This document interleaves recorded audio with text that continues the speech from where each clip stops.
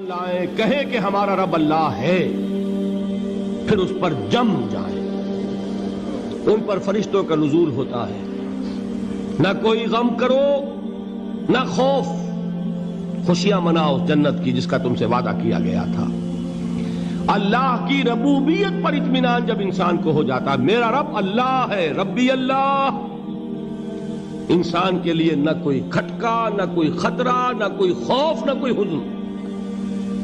جو کچھ ہو رہا ہے کس کے اذن سے ہو رہا ہے؟ اللہ کے اذن سے۔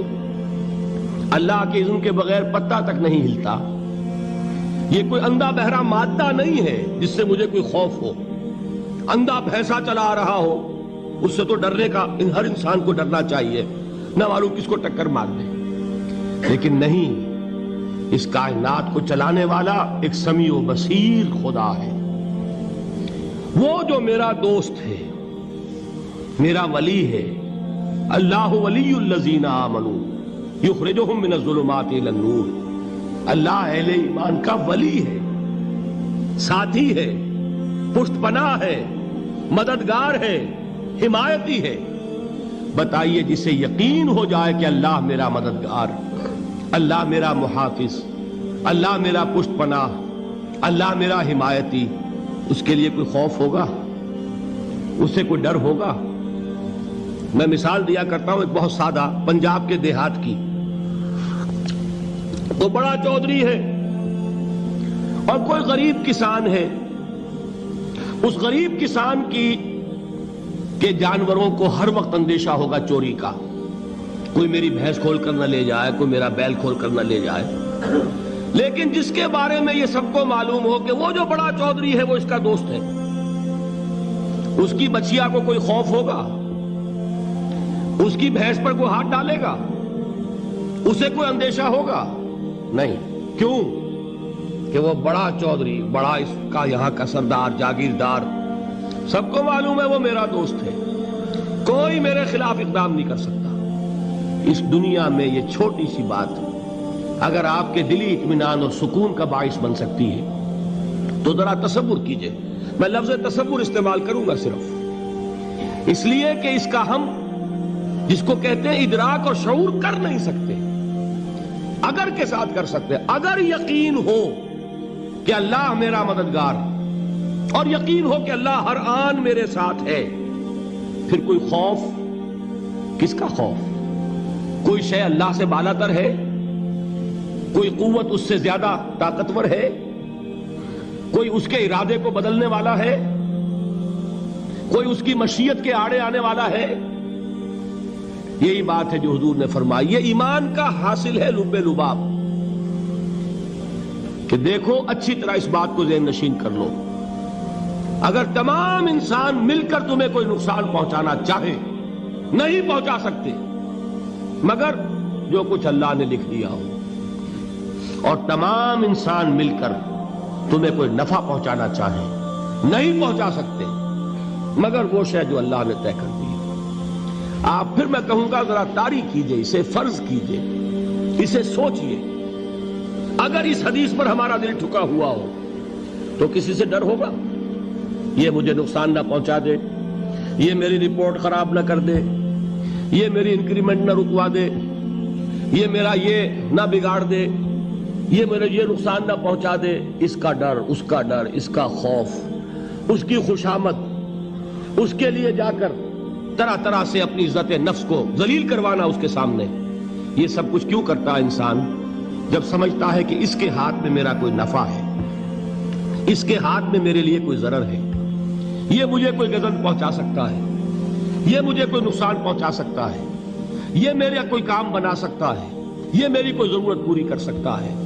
اسی کا نام شرک ہے۔ جہاں آپ نے یہ سمجھا کہ غیر اللہ کے اندر کوئی طاقت موجود ہے، وہی شرک ہے۔ بتوں سے تجھ کو امیدیں، خدا سے نو امیدی، مجھے بتا تو صحیح اور کافری کیا ہے؟ شرک تو یہ ہے جس پر بھی تمہیں یہ خیال ہے، کلمہ ہے یہ کلمہ سوم، لا حول ولا قوت الا باللہ۔ ذرا اس پر دل کو کبھی اگر آپ تصور کریں، پھر فرض کریں، دل ٹھک جائے اس پر، کوئی طاقت نہیں۔ یہی بات تھی جو شیخ عبد القادر جیلانی رحمۃ اللہ علیہ نے اپنی وصیت میں اپنے بچے سے کہی. 11ویں دینے والے ہیں، لیکن حضرت شیخ عبد القادر جیلانی کی وصیت اور تعلیمات کو کتنے لوگ ہیں جو جانتے ہو؟ یہ جن مقامات تک پہنچے ہیں وہ کس چیز کی بدولت پہنچے ہیں؟ انہوں نے جو پیغام دیا وہ کیا تھا؟ اے میرے بچے، جس طریقے سے قرآن مجید میں حضرت لقمان کی نصیحتیں جو ہے نقل کر دی گئی ہیں، میں یہ عرض کروں گا بالفرض اگر قرآن حضرت عبد القادر جیلانی کے بعد نازل ہوا ہوتا تو شیخ عبد القادر کی یہ نصیحتیں بھی قرآن میں درج ہوتی. اتنی اونچی نصیحتیں ہیں. اے میرے بچے، اس حقیقت کو ذہن نشین کر لے، لا فاعل فی الحقیقت ولا مؤثر الا اللہ. اس کائنات میں نہ کوئی فاعل حقیقی ہے نہ مؤثر حقیقی ہے سوائے اللہ کے. کسی شے میں کوئی تاثیر نہیں اگر اللہ نہ چاہے. آگ جلا نہیں سکتی اگر اللہ نہ چاہے. پانی ڈبو نہیں سکتا اگر اللہ نہ چاہے. زہر ہلاک نہیں کر سکتا اگر اللہ نہ چاہے. کوئی چیز فائدہ نہیں پہنچا سکتی اگر اللہ نہ چاہے. تو در در پہ کیوں سر جھکاتے ہو؟ در در پر کیوں جبیں سائی کرتے ہو؟ سب کے سامنے کیوں ہاتھ پھیلاتے ہو؟ ایک اللہ سے مانگو. ایک اللہ کے سامنے زمین پر اپنی جبین رکھو. لا فاعل فی الحقیقت ولا مؤثر الا اللہ. نظر آتا ہے ہمیں کہ پانی پیاس بجھا دیتا ہے. پیاس بجھانے کی صلاحیت پانی میں نہیں ہے، اللہ کے اذن سے. کھانا بھوک مٹا دیتا ہے. بھوک مٹانے کی صلاحیت کھانے میں نہیں ہے، اذن رب میں. دیکھیے یہی یقین تھا. حضرت موسیٰ علیہ السلام کا واقعہ یاد کیجئے. سامنے سمندر آ گیا ہے. قوم دیکھتی ہے پیچھے کہ گرد و غبار کا طوفان ہے.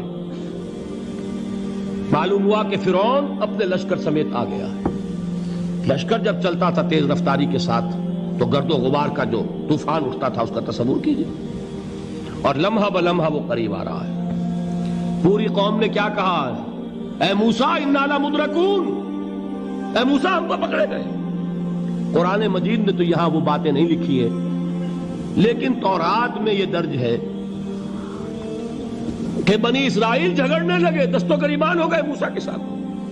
موسیٰ ہمیں یہاں مروایا لا کر، اس سے تو ہم ہی بہتر تھے. وہاں کھانے کو ملتا تھا، زندگی تو تھی، بیگار ہم کر رہے تھے، موت تو نہیں تھی. اب جو کچھ ہوگا اس کا تصور کرو، جس طریقے سے ہمارے ٹکڑے اڑائے جائیں گے. تو لڑ رہے ہیں حضرت موسیٰ علیہ السلام سے. یہ تورات کی تفصیل ہے. قرآن میں صرف اتنا آیا ہے، پریشان ہو کر انہوں نے کہا انا لمدرکون. موسیٰ ہم تو پکڑے گئے. اس وقت موسیٰ کا جواب کیا ہے؟ کلا ان معی ربی سیہدین. نہیں، میرے ساتھ میرا رب ہے، وہ راستہ دے گا. بتائیے کہاں راستہ نظر آ رہا ہے؟ یہ ہے ایمان بالغیب. راستہ نظر نہ آئے تب اللہ پر یقین ایمان ہے. جیب میں پیسے ہوں اور تب دل کو اطمینان ہے تو ایمان کس پر ہوا؟ پیسے پر، اللہ پر نہیں. جب وسائل و ذرائع نہ ہو اور پھر یقین ہو کہ اللہ مسبب الاسباب ہے، وہ اسباب کا پابند نہیں ہے، وہ اسباب کا محتاج نہیں ہے، اسباب اس کے محتاج ہیں. اگر یہ یقین ہے تو اللہ پر ایمان ہے. یہ نہیں ہے تو تمہارا ایمان اسباب پر ہے، وسائل پر ہے، ذرائع پر ہے، مادیات پر ہے، اللہ پر نہیں. اس وقت کہاں راستہ تھا؟ کوئی راستہ تھا؟ سمندر ہے اور ادھر سے لشکر آ گیا ہے. کلا ان معی ربی سیہدین. اب دیکھیے ایمان کہہ دینا آسان ہے، ہوا معکم اینما کنتم. جہاں کہیں بھی تم ہوتے ہو اللہ تمہارے ساتھ ہوتا ہے. لیکن اس کا یقین قائم ہو جائے تو زمین و آسمان کا فرق واقع ہو جائے.